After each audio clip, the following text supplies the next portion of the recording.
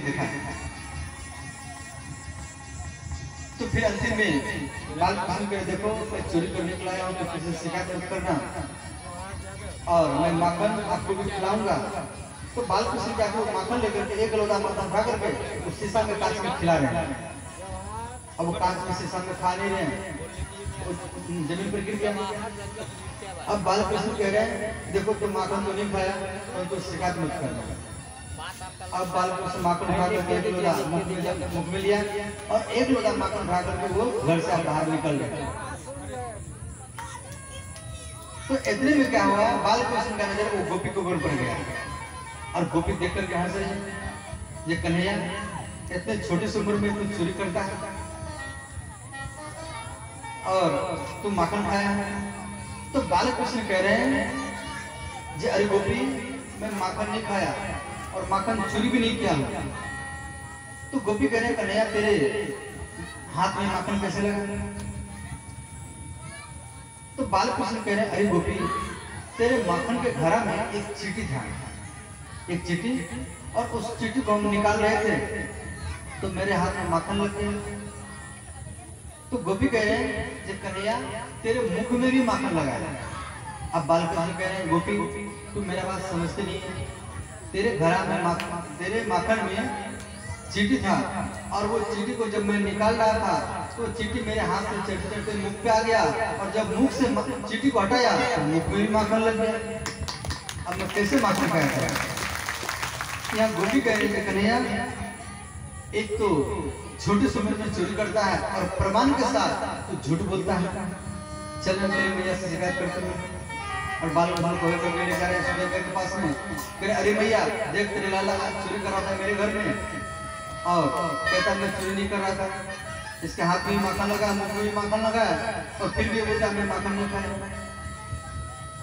तो इस प्रकार भगवान चोरी करते थे। तो भगवान के चोरी लीला को सुन करके आप चोरी मत करना, अगर पकड़ा जाएंगे तो फिर पिटा जाएंगे। और बच्चे को कितना भी खिला दो और जब तक बच्चे चोरी करके नहीं खाएंगे तब तक बच्चे का पेट नहीं भर सकता, तब तक खुश नहीं होंगे। कितना ही बच्चे को जलेबी खिला दो, रसगुल्ला खिला दो, और जब तक वो चोरी करके नहीं खाएंगे तब तक वो प्रसन्न नहीं रहेंगे। इसलिए भगवान के चोरी लीला को सुन करके आप लोग चोरी मत करना। बरजे बसंतम नवनीत चोरम, बरजे बसंतम नवनीत चोरम, गोपानां चतुकुल चोरम, अनेक जन्माय पाप चोरम, चोरागण्यम पुरुषम नमामि। इस श्लोक में कहा जा रहा है कि बरजे बसंतम नवनीत, नवनीत का होता है माखन। तो गोपियां का मन ही माखन है। गोपियां अपने मन से बाल कृष्ण को बुलाते थे अपने घर में, कन्हैया को अपने घर में अपने मन से बुलाते थे।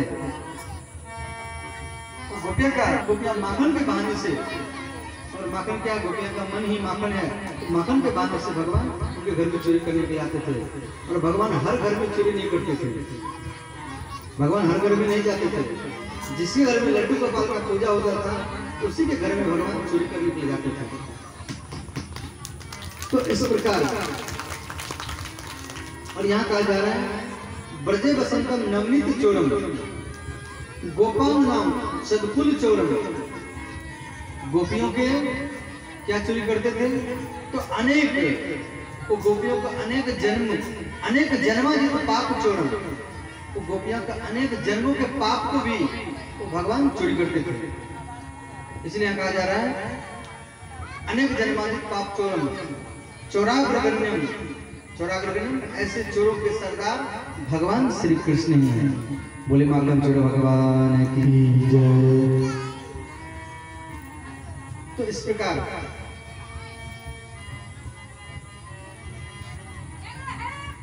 तो बाल कृष्ण यशोदा मैया यमुना में नहा रही है और बाल कृष्ण यमुना के किनारे में बैठे हुए हैं।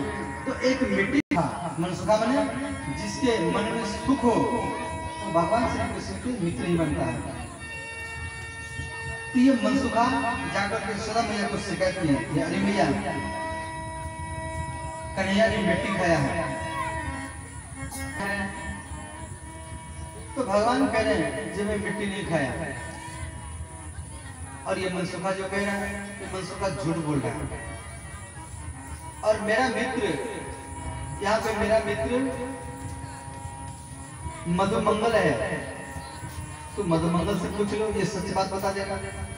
तो यशोदा मैया मधुमंगल से पूछ रही है, ये मधुमंगल तू सच बात बता, ये कन्हैया मिट्टी खाया है या नहीं खाया है। तो मधुमंगल कह रहे हैं कि अरे भैया मैं कन्हैया को मना कर रहा था और मैंने मना करने के बाद में ये फिर भी मिट्टी खा लिया। अब यशोदा मैया कह रहे हैं तो जिसका जिसका गवाही दिला दे रहा है वो तो तेरे विरोध में बोल रहा है। तो यहाँ बालकृष्ण कह रहे हैं ये मधुमंगल और मनसुखा दोनों मिला हुआ है और मेरा मित्र यहाँ पे सुबल है, तो सुबल से पूछ लो, ये सच बात बता देगा।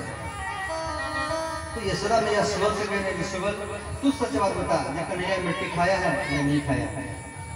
तो सुबल कह रहे हैं कि अरे मैया मैं कन्हैया को 5 केला ला करके दिया, 5 केला, और ये 5 केला को फेंक करके ये फिर भी मिट्टी खा लिया। अब यशोदा मैया कह रहे हैं कन्हैया तो जिसका जिसका गवाही दिला रहा है ये तो सब तेरे विरोध में बोल रहा है। तो यहाँ भगवान कह रहे जी अरे मैया मैं नहीं खाया। अब यहाँ भगवान कह रहे मैं नहीं खाया। तो यहाँ सब स्पष्ट नहीं हो रहा है क्या नहीं खाया। तो यहाँ भगवान कह रहे हैं अगर तुझे सच जानना है तो मेरे मुख में देख लो। श्री कृष्ण वाचन नाहं भक्षितवान् सर्वे मिथ्यानि संसिनः। अम्बा माता, हे माता मैं नहीं खाया, सर्वे मिथ्यानि संसिनः, ये सब झूठ बोल रहे हैं। यदि गृहस्थ सहस्त्र रही, यदि तुझे सत्य जानना है, यदि सत्य से गृहस्थ रही समक्षम मैं आपके सामने खड़ा हूँ, पश्चिम में मुखम मेरे मुख में देख लो। तो यशोदा मैया भगवान के मुख में देखे तो सारा ब्रह्मांड का ही दर्शन की। बोले बाल कृष्ण भगवान की जय। तो ये बात आकर के नंद बाबू को बताया।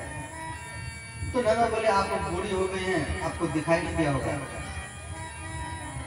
तो नंद बाबू के पास में एक शालिग्राम था और शालिग्राम के बारे में पहले भी आपको मैं बताया हूँ। जिस शालिग्राम में चक्र का चिन्ह है वो केशव शालिग्राम कहा जाता है।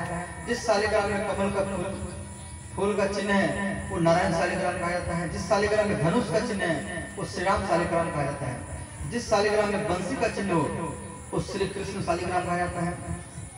और जिस शालिग्राम में फरसा का चिन्ह हो वो परशुराम शालिग्राम कहा जाता है। तो जैसा चिन्ह आप देखेंगे ऐसा नामकरण कर लेंगे। तो नंद बाबा शालिग्राम को तुलसी प्रिय है, तो नंद बाबा तुलसी लाने के लिए गए और शालिग्राम भगवान को क्या किया, बालकृष्ण कन्हैया ने शालिग्राम को उठा करके और वहां पर एक जामुन रख दिए, काला जामुन उठा करके रख दिए और शालिग्राम को मुख में दबा लिया। तो नंद बाबा आकर के देख रहे हैं शालिग्राम नहीं है। तो यशोदा मैया बोली कोई चुरा के लिए जमीन पर नीचे गिरा दिया होगा। तो अंतिम में फिर वो जामुन मिला, काला जामुन। अब वो शालिग्राम भगवान मान करके नंद बाबा वो शालिग्राम भगवान का स्नान करा रहे हैं जल से, पंचामृत से, और रगड़ के स्नान करा रहे हैं। तो जामुन का छिलका निकल गया।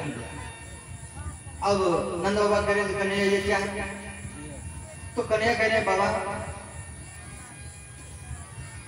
आप डेली शालिग्राम भगवान को स्नान कराते हैं और इसका चमड़ा सर गया है इसलिए इसका चमड़ा निकल रहा है, और उसके बाद और ज्यादा रगड़े तो जामुन का गुठली दिखाई दे। तो नंद बाबा कह कन्हैया ये क्या है, और वहां से कन्हैया भाग गए।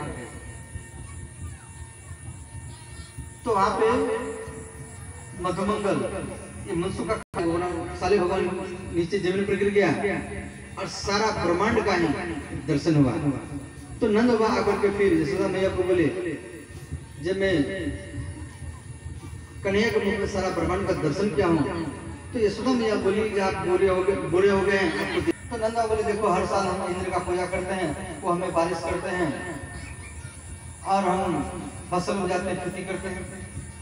तो बाल कन्हैया कह रहे हैं बाबा आपकी बार इंद्र का पूजा आप छोड़ दीजिए और हमारे एक ठाकुर जी हैं, आप उसका पूजा कीजिए और आपके हाथ से भोजन करेंगे और आपको दर्शन देंगे।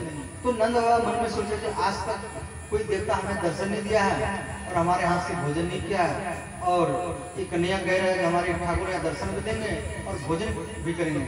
तो सारा ब्रजवासी कन्हैया के कहने पर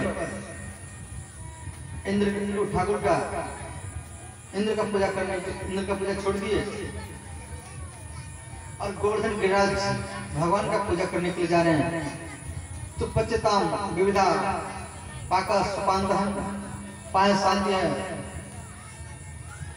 सस्कुल्य है, सर्वधर्ष विविधता, विभिन्न प्रकार के पकवान, पुआ, पूड़ी, खीर, कढ़ी,